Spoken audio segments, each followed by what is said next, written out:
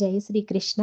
మనం ఇవాళ రుక్మిణీ మాత కాలచక్రము ఒక యుగపు సంధ్యాకాంతి దీనా మెరియం గారిచే రచించబడిన ఈ పుస్తకంలో అధ్యాయం 10కి చేరుకున్నాము. ఇవాళ అధ్యాయం పేరు రుక్మిణి మరియు రాధ యొక్క సమావేశం. అది మన అధ్యాయం పేరు. సరే, మనం కథలోకి వెళ్దాము. సుజాత భవంతిలో రాజభవనంలో ప్రదర్శన ఇచ్చిన తర్వాత కొన్ని వారాల వరకు అంబని చూడడం జరగదనమాట. అంబ అంతకు ముందు చాలా రోజుల ముందు వచ్చి వెళ్తుంది ప్రదర్శనకి ముందు. సుజాతకి అంబని చూడాలని కోరిక కలుగుతుంది. అరే, అంబ చాలా రోజులైపోయిందే రాలేదు అని అనుకుంటూ ఉంటుందన్నమాట. ఆ లోటు తెలుస్తుంది తన ఫ్రెండ్ రాలేదని చెప్పి. ఆ తర్వాత ఉదయం తను ఇంకా కొంచెం బద్ధకంగానే ఉన్న టైంలో పొద్దున్నే గదిలోకి అంబ రావడం జరుగుతుంది. సడన్గా వచ్చేయడంతో తను గుర్తుపట్టలేదన్నమాట సడన్గా. ఆ తర్వాత వాళ్ళిద్దరూ కలిసి గార్డెన్లోకి, అక్కడే ఉన్న ఉద్యానవనంలోకి వెళ్తారు. అయితే వెళ్తున్నప్పుడు తన కాలు గురించి అదంతా హీల్ అయిపోయిందని చెప్పి ఇవన్నీ విషయము చెప్పదు అంబకి. సరే, గమనిస్తుందేమో చూద్దాము అని చెప్పి సుజాత చెప్పదు. వారిద్దరూ కలిసి ఉద్యానవనంలోకి వెళ్తారు. ఆ తర్వాత పిల్లలు ఆడుకుంటూ ఉంటే వాళ్ళ దగ్గరికి వెళ్ళి వాళ్ళని కూర్చోబెట్టి మళ్ళీ సుజాత దగ్గరికి వస్తుంది అంబ. అలా వస్తున్న క్రమంలో సుజాత నడుస్తున్నప్పుడు అప్పుడు గమనిస్తుంది, అయ్యో నీ కాలు భలే ఉందే, మంచిగా అయిపోయిందే అని చాలా ఆశ్చర్యంగా తను అడుగుతుందన్నమాట. అప్పుడు ఆహా, ఇప్పటికి నువ్వు గమనించావా? అవును, నా కాలు నయమైపోయింది, మాత నన్ను చికిత్స చేశారు, హీల్ చేశారు అని చెప్పి సుజాత చెప్తుంది. అప్పుడు ఇంకా ఆశ్చర్యంగా అంబ చెప్తుంది, ఇంకా ఎలా జరిగింది ఇది, ఈ విషయం ఎలా జరిగింది అని అంబ అడిగినప్పుడు తను మాత ప్రదర్శనకి రమ్మనడం, తను సంఘర్షణ పడడం, ఇదన్నీ విషయాలన్నీ కూడా తన అంబతోటి చెప్పుకుంటుంది సుజాత. మాత ఎంత గొప్ప బహుమతి ఇచ్చారో కదా అని చెప్తూ నీకు ఎంతో ఆదర్శమైన ఆరాధ్యుడైన అర్జునుడి ముందు నువ్వు ప్రదర్శన చేశావా, ఎంత అదృష్టం నీది అని చెప్పి అంటూ, నిజంగా చెప్పు, నువ్వు గనక రెండింటిల్లో ఏదైనా ఒకటే ఎంపిక చేసుకోమంటే నువ్వు ఖచ్చితంగా అంటే ఒకటేమో బాగవడం, కాలు బాగవడం, ఇంకొకటేమో అర్జున్ని చూడడం. ఈ రెండిట్లో నువ్వేదైనా ఒకటి చూస్ చేసుకోమంటే నువ్వు ఏ చేసుకునేదానివి? అర్జునుడిని చూడడమే చూస్ చేసుకునేదంట తను సుజాత. అంటే అంత ఇష్టం అన్నమాట, అంత ఆరాధనా భావం అర్జునుడి పట్ల సుజాతకుంది. అది అంబకి తెలిసి అంటుందన్నమాట, చూడు మాత నీకు రెండూ ఇచ్చారు, ఒకటి కాలు నయం చేశారు, నీకెంతో ఆరాధనా భావం ఉన్నటువంటి అర్జునుడి ముందు నువ్వు ప్రదర్శన ఇచ్చేలా చేశారు, ఎంత మంచి బహుమతి నీకు మాత ఇచ్చారు అని చెప్పి తను చెప్తుందన్నమాట. అప్పుడు సుజాత అంటుంది, నీకు తెలుసా అంబ, నిజమైన బహుమతి మాత నాకేమిచ్చారో? నా యొక్క దీర్ఘకాల భావోద్రేకాలను నా ఆత్మ మూలాల నుంచి విడుదల చేయడానికి నాకు సహకరించారు, నాకు ఈ యొక్క అవకాశం ఇచ్చారు అని చెప్పి తను చెప్తుందన్నమాట. మరి అట్లయితే నీకు ఇప్పుడు అతని పట్ల ఏమీ అంటే మహేందర్ పట్ల నీకేం కోపం లేదా, నీకే భావన లేదా అని అంబ అడుగుతుంది. అప్పుడు సుజాత చెప్తుంది, అతన్ని నేను ఎప్పటికీ క్షమించలేను, కానీ ఇంతకు ముందున్నటువంటి ద్వేషము, అంత తీవ్రమైన కోపము నాకు లేదిప్పుడు. అతనిలో కూడా ఏదో ఒక దుష్టశక్తి, ఎలాగైతే మహిషాసురుడు ఉన్నాడో అలా ఒక దుష్టశక్తి ప్రభావం వలన అతను అలా ప్రవర్తిస్తున్నాడేమో. అలా అనే మా అమ్మ చెప్తూ ఉండేది, వాడిలో కూడా దుష్టశక్తి ఉందిలే, అందుకే వాడు అలా మిస్బిహేవ్ చేస్తున్నాడు అన్నట్టుగా వాళ్ళ అమ్మ చెప్తుండేదన్నమాట. ఉద్ధవ్ కూడా ఒకసారి ఇలాగే చెప్పాడు, నాకు మహేందర్ని చూసి జాలి అనిపిస్తోంది, అతను మనలాగా ఎప్పుడు సంతోషంగా ఉండడు అని చెప్పి ఒకసారి వాళ్ళిద్దరి మధ్య సంభాషణ జరిగింది కదా, అది గుర్తు చేసుకుంటుంది సుజాత అన్నమాట. ఉద్ధవ్ కూడా ఇలాగే చెప్పాడు, తనని చూసి జాలి చెందుతున్నట్టు. ఇప్పుడు నాకు అర్థమవుతోంది అంబా, ఇంతకు ముందు ఈ పాత్రలు చేసినా కూడా నేను ఈ విషయం గ్రహించలేదు. ఏంటి అంటే మనలోని రాక్షసత్వం ఉంటుంది, మన మధ్యలోనే ఉంటుంది, మనలోనూ ఉంటుంది అన్న విషయాన్ని నేను గ్రహించలేదు. ఇప్పుడు నాకు అర్థమవుతుంది, బహుశా మహేందర్ ఆ యొక్క హృదయంలోకి కూడా ఆ దుష్టత్వం, ఆ క్రూరత్వం ప్రవేశించి ఉండవచ్చు, అందుకే అతను అలా ప్రవర్తిస్తున్నాడు అని చెప్పి సుజాత అంటుంది. అప్పుడు అంబ అంటుంది, ఇంకొకరికి హాని తలపెట్టే ఆలోచనలు, ఇంకొకరిని ఇబ్బంది పెట్టేవే అలాంటి ఆలోచనలే కదా క్రూరత్వం అంటే, అలాంటి ఆలోచనలే రాక్షసత్వం కదా అని చెప్తూ ఒక్కసారి గంభీరంగా అయిపోయి సుజాత, మనందరం కూడా ఎంతోమంది మహిషాసురుల్ని ఏదో ఒక రూపంలో మనం ఎదుర్కోవాల్సి ఉంటుంది కదా! మనం ఎప్పుడైనా మన జీవిత కాలంలో ఒక్కసారైనా మనం అలాంటి మహిషాసురుడు లాంటి ఆ క్రూరత్వాన్ని మనం ఎదుర్కోవాల్సి వస్తుంది గదా! ఏదో ఒక రూపంలో అని చెప్పి తను కొంచెం బాధపడుతూ గంభీరంగా అంటుంది. అంటూ మరి అలాంటి యుద్ధం మనం చేసినట్లయితే మనంలో కూడా అంతర్గతంగా దుర్గమ్మ ఉన్నట్టే కదా! అని చెప్పి తను అంటుంది. నీవు చాలా అదృష్టము. దుర్గమ్మగా నిన్ను నువ్వు గుర్తించుకొని, నీ యొక్క భావనలతోటి నువ్వు పోరాడావు. నువ్వు చాలా అదృష్టం. నీది చాలా అదృష్టం అని చెప్పి అంబ చెప్తుంది. అప్పుడు సుజాత అంటుంది, మనిద్దరికీ ఇలాంటి ఇబ్బందులున్నాయి అంబా. కానీ మన భవిష్యత్తులో మన పిల్లలకి మాత్రం అలాంటి ఇబ్బందులు రాకూడదని మనం ఆశిద్దాం అని చెప్పి అంటుంది. మళ్ళీ అంటూ ఈశానేమో తండ్రి లేకుండా పెరుగుతున్నాడు. కాశిని అంటూ ఆగిపోతుంది. అప్పుడు అంబ అంటుంది, ఈశానికి మాత ఉంది. నువ్వు భయపడకు. ఈశాన్ యొక్క ప్రతి అవసరము మాత చూసుకుంటారు. ఇక కాశిని అంటావా? నేను ఉండనే ఉన్నాను. నేను నా చివరి శ్వాస వరకు కాశిని కోసం నేను పోరాడతాను అవసరమైతే అని చెప్పి అంబ చెప్తుంది. నన్ను అంజలి పిలిచింది. అంబ చెప్తూ ఉందనమాట. తనని అంజలి పిలిచిందని, ఇవాళ మాత వస్తారని చెప్పి అంజలి అంటుంది. అంటూ మాత అంటుంది, అంజలి మాత ఇవాళ వస్తున్నారు. నువ్వు తప్పకుండా రావాలని నన్ను పిలిచింది. ఏదో నా ఆత్మ ఉద్ధరణ కోసం ఎప్పుడూ తను ఆరాటపడుతూ ఉంటుంది అంజలి. మాత ద్వారా నన్ను అప్‌లిఫ్ట్ చేయాలని, అంటే ఉద్ధరించబడాలని నేను అంజలి కోరుకుంటూ ఉంటుంది. ఎందుకు తనకి అంత మన పట్ల ఎంత ప్రేమో, ఎంత చక్కగా మన గురించి ఆలోచిస్తుందో, మన మన ఆత్మ ఉద్ధరణ గురించి తను ఎక్కువ ఆలోచిస్తుంది. మనకు పడే కష్టాలు వాటి నుంచి మనము బయటపడడానికి మనకి సహాయం ఎలా చేయాలా అని తను ఆరాటపడుతూ ఉంటుంది అని చెప్పి అంబ అంజలి గురించి మాట్లాడుతుంది. అందరూ కలిసి ఆ కమల పువ్వుల సరస్సు, లోటస్ పాండ్ దగ్గరికి అందరూ చేరతారనమాట. ఇక మాత వచ్చే టైం అయిపోయింది. అందరూ అనుకుంటూ ఉంటారు, ఇవాళ మాత ఏం కథలు చెప్తారో అని చెప్పి అందరూ మాట్లాడుకుంటారు. కొత్తగా వచ్చిన మహిళలు కూడా అక్కడ ఉంటారు. వాళ్ళు అనుకుంటారు, మనం ఇవాళ బృందావనంలో కృష్ణుడు ఎలాంటి లీలలు చేశారో అవి అడుగుదాము అని చెప్పి ఒకరంటే, ఇంకొకరంటారు, తప్పు తప్పు రాధ గురించి మనం అడగకూడదు కదా! రుక్మిణి మాత ఏమనుకుంటారో, పెళ్ళికి ముందు సంగతులు మనం ఎలా అడగగలము అని చెప్పి ఇంకొకళ్ళు అనుకుంటారు. ఇవన్నీ వింటూ వీళ్ళిద్దరూ అనుకుంటారు, అయ్యో! మాత గురించి ఇంకా ఎంత స్వల్పంగా ఆలోచిస్తున్నారు. ఆవిడ జగజ్జనని. ఆవిడకి తెలియని విషయం ఏమన్నా ఉంటుందా అని వీళ్ళిద్దరూ అనుకుంటారు. ఇంతలోకి మాత వస్తారు. అప్పుడు సుజాత వెళ్ళి ప్రదర్శన తర్వాత మాతని చూడడం గూడా ఇదే ఫస్ట్ అనమాట. సుజాత వెళ్ళి తను కృతజ్ఞతలు చెప్తుందనమాట. ఆ ప్రదర్శన తర్వాత చెప్పలేదు గదా! తను వెళ్ళి తన లోపలనే ఆ భావనని చెప్పి, నేను ఇందుకు రాలేకపోయాను అదంతా కూడా చెప్పుకొని మాతకి కృతజ్ఞత చెప్తుంది. తనకు ఆ అవకాశం ఇచ్చి తన లోపల భావోద్రేగాలన్నీ తను బయటకి రిలీజ్ చేసేలాగా అవకాశం ఇచ్చినందుకు తను సంతోషిస్తూ కృతజ్ఞతగా మాతకి ప్రణామం చేస్తుంది. అప్పుడు మాత అంటారు, సంతోషం.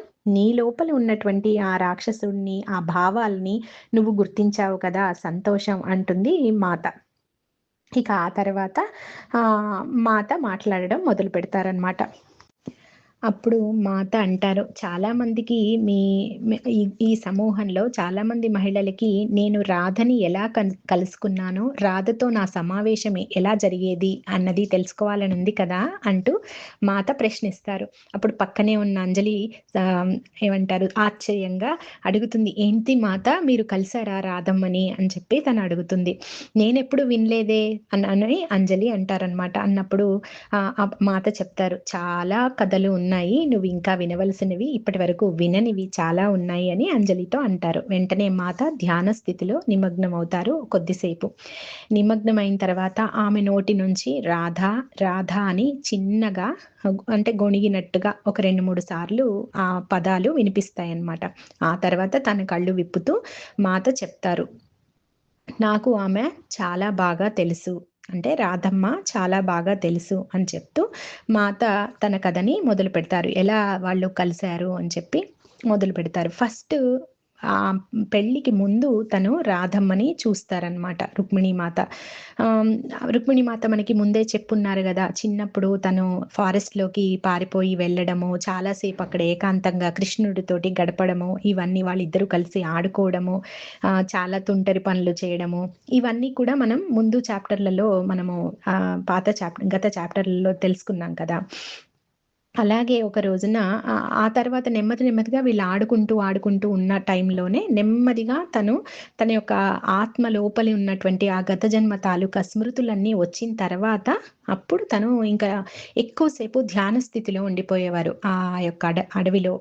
అట్లా జరుగుతూ ఉండేదనమాట. ఆ తర్వాత అన్ని గత స్మృతులన్నీ వచ్చిన తర్వాత తనింక రాజభవనంలోనే ఉండిపోవడము. అక్కడే ధ్యాన స్థితిలో తను కలుసుకోవడము కృష్ణుల వారితోటి రకరకాల అడవుల గుండా ప్రయాణం చేయడము, ఇవన్నీ రోజు జరుగుతుండేవి. ఇంకా ఆమె భౌతికంగా బయటికి వెళ్ళవలసిన అవసరం లేదు. ఎప్పుడైతే తన గత జన్మలు తెలుసుకొని, తన ఉనికికి కారణం ఏంటో తెలుసుకున్న తర్వాత, తనొచ్చిన కారణం ఏంటో తెలుసుకున్న తర్వాత, ఇంకా ఆమె బయటికి వెళ్ళదనమాట. అప్పటి వరకు రోజు వెళ్ళడం, ఆడుకోవడము, కాసేపు అట్లా ధ్యానం జేయడం ఇవన్నీ జరుగుతాయి. ఆ తర్వాత మాత్రం ఇంక పూర్తిగా తను ధ్యానంలోనే కలుసుకుంటూ ఉంటారు, భౌతికంగా వెళ్ళకుండా. ఆ విషయాలన్నీ మళ్ళీ చెప్తున్నారనమాట రుక్మిణీ మాత ఇక్కడ మనకి. మాతకి కానీ చిన్నప్పుడు కృష్ణుడు బృందావనంలో చేసినటువంటి అల్లరి చూడాలని ఉండేదట రుక్మిణీ మాతకి. అప్పుడప్పుడు అలా అనిపిస్తుండేదట. అలా అనిపించినప్పుడు తను మెడిటేషన్ చేసుకుంటున్నప్పుడు ధ్యాన స్థితిలోనే తను ఒక ప్లేస్‌కి వెళ్లారనమాట. ఒక అడవికెళ్లారు. ఆ అడవి చాలా బావుందనమాట. అంటే చాలా దట్టంగా ఉంది. చాలా చెట్లతో ఉంది. ఎప్పుడూ తన అడవుల్లో ప్రయాణిస్తుంటారు. తన ధ్యాన స్థితిలో. అంటే ఇంక మనం యాస్ట్రల్ ట్రావెల్ అనుకోవచ్చు. ప్రయాణం అనమాట.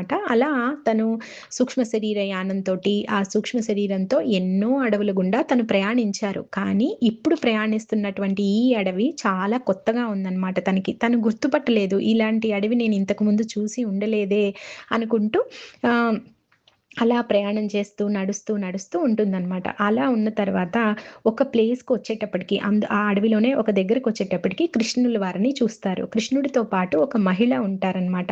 వెంటనే తనకు తెలిసిపోతుంది అది రాధమ్మ అని చెప్పి. తిను అక్కడి దాకా వెళ్ళేటప్పటికే అంటే ఆ టైంలో అసలప్పటికి బృందావనాన్ని వదిలిపెట్టి కృష్ణుల వారు ద్వారకకు వచ్చేసి ఉన్న టైమే అది. కానీ వారిద్దరూ ఇప్పుడు అడవిలో కనిపించారు రుక్మిణీ మాతకి తన సూక్ష్మ శరీర యానంలో. అయితే వెంటనే కృష్ణుల వారికి తెలిసిపోయింది రుక్మిణీ మాత ప్రెజెన్స్ అంటే ఆవిడ అక్కడికొచ్చారని. వెంటనే అటువైపుగా ఆయన చూసారు. ఈ పక్కనే ఉన్నటువంటి రాధమ్మ గూడా చూసి గబగబా మన రుక్మిణీ మాత దగ్గరికి వచ్చి తనకి కాళ్ళకి ప్రణామం చేయబోయింది. అప్పుడు రుక్మిణీ మాత చెప్పారు, "నువ్వు పెద్దదానివి కదా! నువ్వలా చేయకూడదు" అని. లేదు అంటూ రుక్మిణీ మాత పాదాలని తన నుదుటికి రాధమ్మ తాకించారట. అప్పుడు తనకి అంటే రుక్మిణీ మాతకి అప్పుడు తెలిసిందనమాట. రాధమ్మ, తర్వాత కృష్ణుల వారు ఎలా వాళ్ళు ముందు గత జన్మల్లో ఎలా ఉండేవారు, చిన్నప్పుడు వాళ్ళ చిన్నతనం ఎలా జరిగింది, ఎంత జాయ్‌ఫుల్‌గా జరిగింది, ఇవన్నీ ఆ సెకనులో తన స్మృతిలోకి ఆమె ఎప్పుడైతే తాకారో అప్పుడు తను చూడగలిగారట అదంతా. అప్పుడు తన కోరిక తీరిందని చెప్పారు. ఇప్పుడు చెప్తున్నారు మనకి ఈ కథలో. అలా రాధమ్మ తోటి మొదటిసారి సమావేశం కానీ ఆ టైంలో తను తాకినప్పుడు తనకి తెలిసిపోయిందేంటంటే, అసలు రాధమ్మ ఎవరు అన్నది రుక్మిణీ మాతకి తెలిసిపోయింది. వారిరువురు వేరు కాదు గదా! రుక్మిణీ మాత, రాధ వీళ్ళందరూ గూడా ఒకే ఒక్క జగజ్జనని నుంచి వచ్చిన వారే కదా! వెంటనే తనకి తెలిసిపోయింది. ఈమె ఎవరు అన్న విషయం తను తెలుసుకోగలిగిందనమాట ఆ టైంకి. అప్పుడు ఇది చెప్తూ రుక్మిణీ మాత అంటారు, ఓన్లీ మనకి బాహ్య ప్రపంచానికి రాధ యొక్క బాహ్య స్వరూపం మాత్రమే తెలుసు. తన అంతఃస్వరూపం కాదు అని చెప్పి, అసలు నిజంగా ఆమె ఎవరో తెలీదు అందరికి. ఎవరికీ తెలీదు అని చెప్పి తనంటారు. అంటూ ఇంకొక విషయం కూడా రాధమ్మ గురించి చెప్తారు. ఇది తను మా రుక్మిణీ మాత, కృష్ణుల వారి వివాహం జరిగిన కొద్ది రోజుల్లోనే జరిగిన సంఘటన అన్నమాట.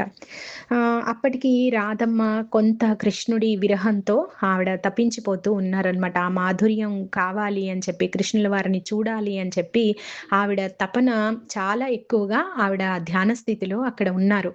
అప్పుడు ఇక్కడ మన ద్వారకలో ఉన్నటువంటి రుక్మిణీ మాతకి ఆమె యొక్క విరహము ఈమె అనుభూతి చెందుతోంది.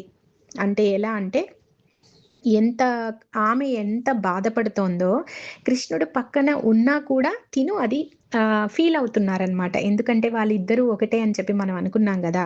అలాగా ఆమె యొక్క బాధని ఈమె హృదయం అంతా పిండేసినట్టు అన్నం అంటే భోజనం చేయలేకపోవడం, నిద్రపోలేకపోవడం, ఎక్కడ ఒక్క సెకను గూడా ప్రశాంతంగా ఉండలేక లోపల నుంచి ఒక తపన వస్తూ ఉందంట రుక్మిణీ మాతకి. అంటే తను పడుతున్న ఆవేదన, తను పడుతున్న ఆ బాధ, కృష్ణుడితోటి నేను లేను, కృష్ణుడు దూరంగా ఉన్నాడు అన్న బాధంతా గూడా రుక్మిణీ మాత ఇక్కడ అనుభూతి చెందుతున్నారు. ఇంక తన వల్ల కాక తన వల్ల అంటే రాధ కళ్ళు ఎంత బాధతో ఉన్నాయో అవి తనుగా ఫీల్ అవుతున్నారు ఇక్కడ రుక్మిణీ మాత. వెంటనే తను ఇంకా ఏడుపు అలా కారిపోతూ ఉంటుందంట. తన కళ్ళల్లోంచి నీళ్ళు అలా వస్తూనే ఉన్నాయి, వస్తూనే ఉన్నాయి. తన హార్ట్ మొత్తం మెల్ట్ అయిపోయి కరిగిపోతున్న ఫీలింగ్ ఆమెకు అంత స్ట్రాంగ్‌గా వచ్చిందనమాట. అంత అంటే భగవంతుడి కోసం భక్తుడు అంటే కృష్ణ పరమాత్మ కోసం రాధమ్మ అంత పరితాపం చెందింది. కొద్దిసేపు ఆయన దూరం అయ్యారు అన్న ఆలోచన రాంగనే అంటే ఫిజికల్ బాడీ దూరంగా ఉన్నది అనుకున్నప్పుడు తను చాలా విరహంతోటి ఆవిడ చాలా కష్టపడిందనమాట. ఈ కష్టం అంతా గూడా రుక్మిణీ మాతని తాకింది.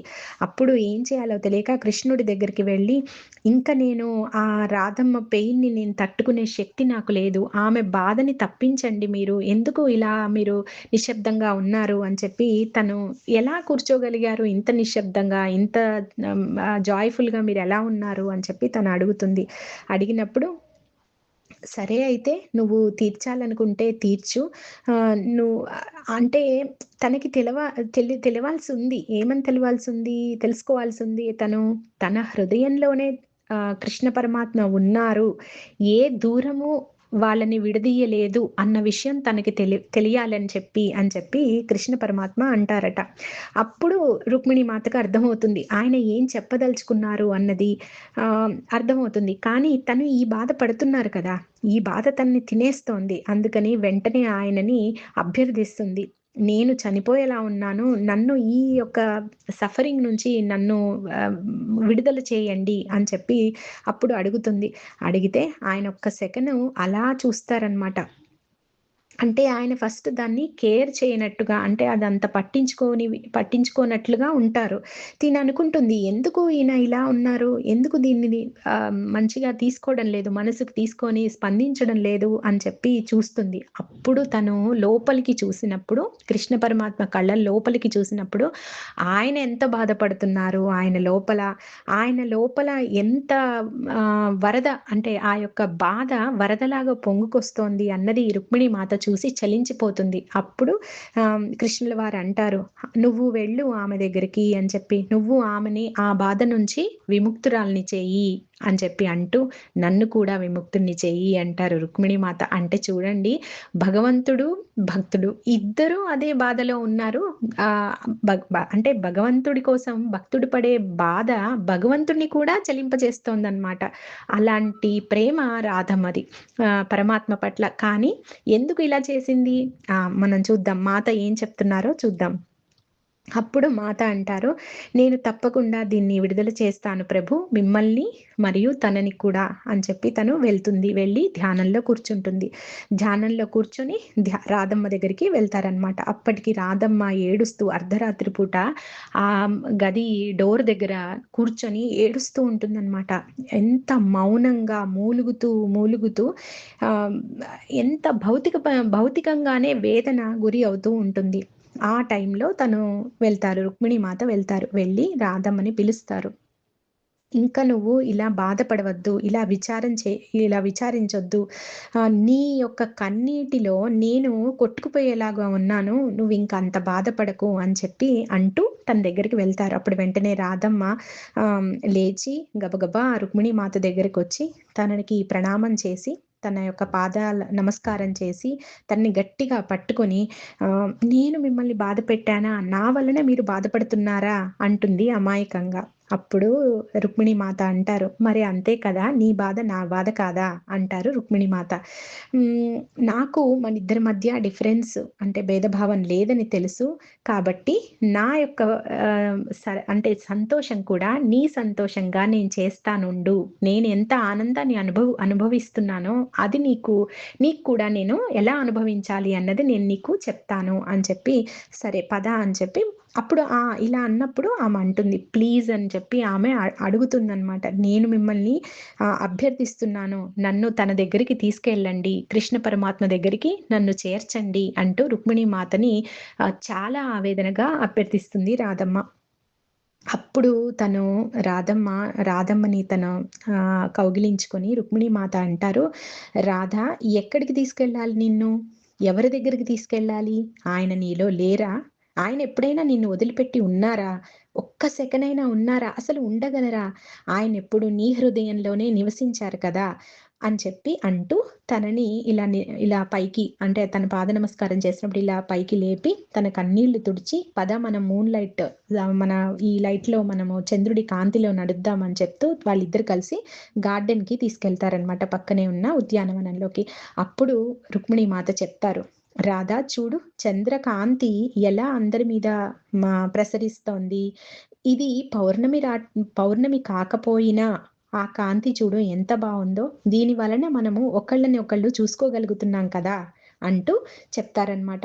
అప్పుడు అలా ఎప్పుడైతే ఇది చెప్పారో ఆమె రుక్మిణీమాత ఎప్పుడైతే చెప్పి తన చేతుల్ని యొక్క రాధమ్మ చేతుల్ని తను ఇలా పట్టుకొని చెప్తారనమాట. "చూడు ఆ చంద్రుడి కాంతి ఏం చెప్తోందో చూడు" అని చెప్తూ, "చంద్రుడి కాంతి మనందరి మీద ప్రసరిస్తోంది. దాని వలన ఒకళ్ళకొకళ్ళం మనము చూసుకుంటున్నాము" అని చెప్పినప్పుడు ఇంకా వేరే కొద్దిసేపు నిశ్శబ్దం ఏర్పడుతుందనమాట. ఆ తర్వాత తన తన కళ్ళు తెరిచి అప్పుడు తన స్పర్శ వలనో, తన ఈ ప్రేరణాపూరితమైనటువంటి మాటల వలనో తెలీదు గానీ, రాధమ్మ ఇలా కళ్ళు తెరిచేటప్పటికి తనకి కృష్ణుడు కనిపిస్తాడు. కృష్ణుడు ఎలా కనిపించారు అంటే, ప్రతి అణువులోనూ, ప్రతి ప్లేస్‌లోనూ ఎలాగైతే రుక్మిణీమాత కృష్ణుడిని అంతటా పరమాత్మని దర్శిస్తోందో, అలా రాధమ్మ కూడా ఈ యొక్క మాటతో, ఈ యొక్క రుక్మిణీమాత స్పర్శతో తాను అనుభవించే ఏదైతే మధురానుభూతి ఉందో, అది రాధమ్మ కూడా అనుభవించడం జరుగుతుంది ఇక్కడి నుంచి. అప్పుడు రాధమ్మకి తెలుస్తుంది. భౌతికమైన దూరము నిజమైన దూరం కాదు. అంతరంలోనే పరమాత్మ ఉన్నాడు కాబట్టి ఆయన్ని మనం గుర్తించడమే తరువాయి. అంతటా ఆయనే ఉంటారు. ఎప్పుడూ ఆయనే ఉంటారు అని చెప్పి రాధమ్మకి అర్థమవుతుంది. ఈ స్పర్శ ద్వారా. ఇంతకు ముందు ఏం జరిగింది? రాధమ్మ ముట్టుకున్నప్పుడు రుక్మిణీమాతని తాకినప్పుడు రాధ తర్వాత కృష్ణుల వారి గత జన్మలు రుక్మిణీమాతకు అర్థమయ్యాయి. ఇప్పుడు రుక్మిణీమాత తనని ఇట్లా దగ్గరికి తీసుకున్నప్పుడు రుక్మిణీమాత యొక్క ఆ అంతరంగంలో ఉండేటువంటి ఆత్మానుభూతి అనండి, పరమాత్మని అంతటా దర్శించే ఏకత్వ స్థితి అనండి, అది రాధమ్మకి ప్రాప్తించింది. అందుకోసం రుక్మిణీమాత అక్కడికి వెళ్లారు. ఈ కథ రుక్మిణీమాత అందరికీ చెప్తున్నారనమాట ఇప్పుడు. అలా తను ఏకత్వ స్థితిని అనుభూతి చెందిన తర్వాత మళ్ళీ రుక్మిణీమాత వెనక్కొస్తారు. తన ధ్యానంలోంచి బయటికొచ్చాను. బయటకొచ్చిన తర్వాత నేను మళ్ళీ కృష్ణుడి దగ్గరికెళ్ళి అడిగాను. అసలు ఎందుకు ఆమెకంత దుస్థితి కల్పించారు కృష్ణ?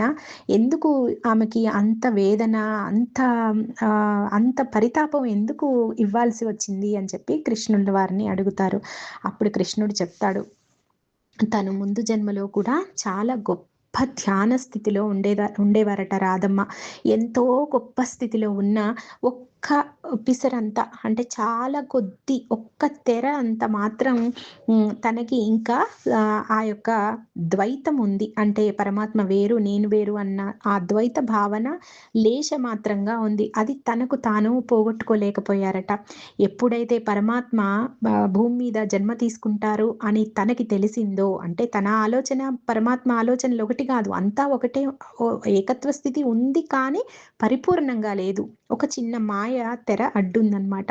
అందువల్ల ఆమెకి తెలుస్తోంది పరమాత్మ వెళ్తారు, ఇప్పుడు జన్మ తీసుకుంటారని. అది ఎప్పుడైతే తెలిసిందో వెంటనే తను భూమి మీద జన్మ తీసుకోవడానికి రెడీ అయిపోయింది. అందుకే పరమాత్మ కన్నా ముందుగానే వచ్చేసిందట మన రాధమ్మ. పరమాత్మ కోసం వెయిట్ చేస్తోందనమాట. అంటే తనకి తెలుసు తాను భూమి మీద జన్మ తీసుకొని అప్పుడు ఆ లేశమాత్రంగా ఉన్న మాయ తెరని పోగొట్టుకోవాలనుకుంది. చూసారా? భూమి మీద జన్మ ఎంత ప్రశస్తమైందో, ఎంత ఇంపార్టెంటో మనకి. మన భావనలు వదులుచుకోవాలన్నా, అత్యున్నత ఏకత్వ స్థితి పొందాలన్నా ఈ యొక్క మానవ దేహంతోనే సాధ్యం. అందుకనే అంత గొప్ప మహితాత్మురాలైనటువంటి రాధమ్మ కూడా రాధగా, ఆ యొక్క ఆత్మ రాధగా మళ్ళీ జన్మ తీసుకొని ఆ యొక్క చిన్న లేశమాత్రమైనటువంటి ఈ ఎడబాటుని తను పోగొట్టుకొని ఏకత్వ స్థితిని పొందింది. అది మనకి శ్రీకృష్ణ పరమాత్మ రుక్మిణీ మాతకి చెప్పారనమాట. అందుకని తను వచ్చింది. తనకి తెలుసు ఇప్పుడు ఈ జన్మలో తను పోగొట్టుకోవాలని చెప్పి ఆ మాయ తెర. అందుకని తను ఇలా వేదన పడవలసి ఉంది అని చెప్పి, ఇది కూడా ఆమె నిర్ణయం ప్రకారమే జరిగింది అని చెప్పి ఆయన చెప్తారు. ఇప్పుడు రుక్మిణీ మాతకి ఇప్పుడు అర్థమైంది. అంటే పరమాత్మ లీల, శ్రీకృష్ణుల వారి దివ్య లీల ఎలా ఉంటుందంటే, రాధమ్మని మనకి ఒక ఆదర్శవంతమైనటువంటి సాధకురాలుగా, ఒక ప్రేమతత్వానికి పరాకాష్ఠగా, అంకిత భావానికి, ఆరాధనకి ఒక అత్యున్నత స్థితిలో మనందరికీ ఆదర్శంగా రాధమ్మని నిలపడం కోసము ఈ ఈ యొక్క లీలని చేశారు అని చెప్పి రుక్మిణీ మాతకు అర్థమైంది. రుక్మిణీ మాత మనకి ఇలా చెప్తున్నారనమాట. ఇదంతా దివ్య లీల. వారందరికీ ఇవన్నీ ముందుగానే తెలుసు. కానీ ఆ పరితాపము కూడా రాధమ్మ ఎందుకు భరించవలసి వచ్చిందంటే, తన ముక్తితో పాటు ఎంతో మందికి తాను ముక్తిని ఇవ్వగలిగినటువంటి స్థితిని చూపిస్తుందనమాట. అందుకని ఎంతో మందికి ఆదర్శంగా ఉండటం కోసం తను కూడా అలా వచ్చారు. ఆ పరితాపం అనుభవించడాన్ని చేసుకొని వచ్చారు. అది ఇక్కడ మనం తెలుసుకోవాల్సింది అదనమాట. అప్పుడు అక్కడే ఉన్నటువంటి మహిళలందరూ కూడా ఎంతో ముగ్ధులైపోయి ఆ మాత చెప్పినటువంటి రాధమ్మ సమావేశము, ఆ కథ వింటూ తమను తాము మైమర్చిపోతారు. అందులోనే ఉన్నటువంటి ఇంకొక మహిళ అడుగుతారు, అమ్మ ఆ యొక్క సీతా వియోగము బాధ గురించి చెప్పండి. రాధమ్మ ఫీల్ అయినట్టే సీతమ్మ కూడా ఆ లంకలో తను అలా బాధపడ్డారా రాముల వారితోటి వియోగం చెందినప్పుడు అని చెప్పి అడుగుతారనమాట. అప్పుడు మాత ఒక్కసారి మళ్ళీ ధ్యాన స్థితిలోకి వెళ్ళి అలా చూస్తూ బయట కళ్ళు తెరిచి మళ్ళీ అలా చూస్తూ చెప్తున్నారు. ఏం చెప్పారు అంటే, నిజం చెప్పాలంటే ఏ రకమైనటువంటి వియోగము సీతారాములకి లేదు. కానీ సీతమ్మ ఆ వియోగ బాధ, అంటే ఆ లంకకి వెళ్ళినప్పుడు ఆ వియోగ బాధ ఎలా ఉంటుంది అని తనకు తాను ఆ మాయ లోపలికి తనని ఎలో చేసుకున్నారనమాట. అంటే ఇప్పుడు మానవ దేహం ధరించినప్పుడు ఆ యొక్క వియోగ బాధ అన్నది అనుభూతి చెందాలి కాబట్టి తాను చూడండి, రాముడు క్రోధాన్ని తీసుకుని రావణుణ్ణి చంపారని అంటుంటారు కదా. రాముడి కోపం లేదు, కోపాన్ని ఆయన తీసుకున్నారు, ఆ లక్షణాన్ని తీసుకొని రావణుణ్ణి చంపారు. అలాగే సీతామాత కూడా వియోగ బాధ అన్నది లేదు, ఎందుకంటే వాళ్ళిద్దరూ ఒకటే కాబట్టి. కానీ మానవ దేహం ధరించి ఉంటాన ఆ ఇల్యూషన్ని తను ఎలో చేశారు, ఆ మాయని తను ఎలో చేశారనమాట తన లోపలికి. అలా ఎలో చేసిన తర్వాత తనకి ఎలా ఉంటుంది వియోగము అన్నది, భౌతిక దేహంతో ఎలా ఉంటుంది అన్నది తనకి అర్థం అవ్వడం కోసం, తను తెలుసుకోవడం కోసం ఆవిడ ఆ ఎక్స్పీరియన్స్, ఆ అనుభూతి కోసం ఆవిడ అలా చేశారనమాట. ఒకసారి తను ఈ యొక్క తనకి ఇందులో అర్థమైన తర్వాత పూర్తిగా ఈ ఎర్త్ మీద, అంటే భూమి మీద వియోగ బాధ ఎలా ఉంటుంది అని తను అక్కడ తెలుసుకున్నారు. ఇక ఆ తర్వాత మళ్ళీ అయోధ్యకి వెళ్ళిన తర్వాత మళ్ళీ తను వెళ్ళవలసి ఉంది కదా. కడుపుతో ఉన్నప్పుడు ఆ పిల్లలు, ఆ వనవాసము అదంతా సీతమ్మని రాముల వారు పంపిస్తారు కదా. అది కూడా తన యొక్క అనుమతితోటే ఆయన పంపిస్తారు, తనే కావాలని కోరుకుంటారు. సరే, అదంతా మనం సీతాయనంలో చూసాం కదా. అంటే అక్కడికి వెళ్ళిన తర్వాత ఇంకా అప్పుడు తనకి ఇంకా అసలు సపరేషన్ అనేదే తనకి ఇంకా లేదనమాట. అప్పుడు తనేం ఫీల్ అవ్వాల్సిన అవసరం లేదు, లంకలో ఉన్నప్పుడు అనుభూతి చెందారు కాబట్టి. ఇక్కడ మనకి అలాంటి వియోగ బాధ అన్నది లేదు. ఆమె ఏం చెప్తున్నారంటే, వియోగ బాధ అలాంటివి ఏవైనా ఉంటే అది ఓన్లీ మన మైండ్ సృష్టించుకున్నటువంటి ఒక ఇల్యూజన్ అనమాట, ఒక మాయ అంతే. నిజానికి, సత్యానికి, అంటే ఏకత్వానికి భౌతికమైనటువంటి దూరం అడ్డు కాదు. ఏకత్వము భౌతికంగా దూరంగా ఉన్నా సరే ఏకత్వాన్ని మనము అనుభూతి చెందవచ్చు అని చెప్పి చెప్తారనమాట. ఎప్పుడైతే ఈ సత్యాన్ని మనం తెలుసుకున్నామో మనకి మరణం గురించినటువంటి నిజస్వరూపం, మరణం యొక్క అసలు స్వరూపం మనకి తెలుస్తుంది అని చెప్పి రుక్మిణీ మాత ఇక్కడికి చెప్తున్నారు మనకి. ఇదే సత్యాన్ని మనకి రాధమ్మ కూడా చెప్పింది. అందుకనే ఈ కృష్ణుడి ఉనికిలో రాధ యొక్క జాయ్, రాధ యొక్క ప్రేమ, రాధ యొక్క ఉత్సాహము అవన్నీ కూడా కృష్ణుడితో పాటే ఉంటాయి. కృష్ణుడు ఎక్కడ ఉంటే అక్కడ రాధ కూడా ఉన్నట్టే. ఆ ఉనికిలో అంతర్భాగమే. ఆ యొక్క ఆనందంలో ఆమె అంతర్భాగమే అని చెప్పి వాళ్ళిద్దరూ వేరు కాదు అని చెప్పి రుక్మిణీ మాత కథని ముగిస్తారు. ఇలా రుక్మిణీ మాత కథ చెప్పిన తర్వాత ఇంకా అందరూ ఎవరి పనుల్లోకి వాళ్ళు చాలా భారంగా వెళ్తూ ఉంటారు. ఎందుకంటే ఆ ప్రేమ యొక్క తరంగాలు వాళ్ళని ముట్టేశాయి ఎప్పట్లాగే. మాత చెప్తుంటే మరి అంత అంత ఎనర్జీ ఉన్నప్పుడు ఇంక మనం పనుల్లోకి వెళ్ళలేం కదా!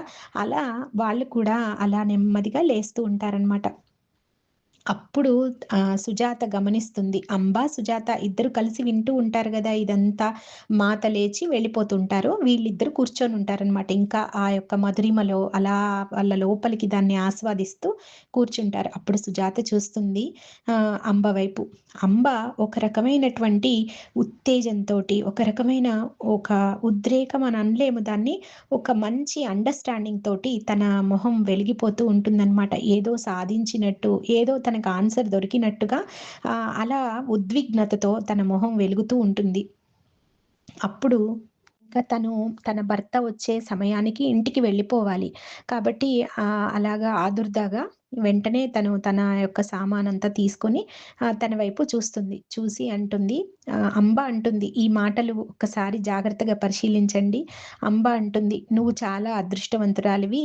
నిన్ను నువ్వు లోపల ఉన్నటువంటి ఆ కోపాన్ని, ద్వేషాన్ని వదులుచుకున్నావు. నీకు నువ్వు దుర్గమ్మగా మారిపోయి అలాగా నువ్వు బయటికి వాటిని విడుదల చేశావు.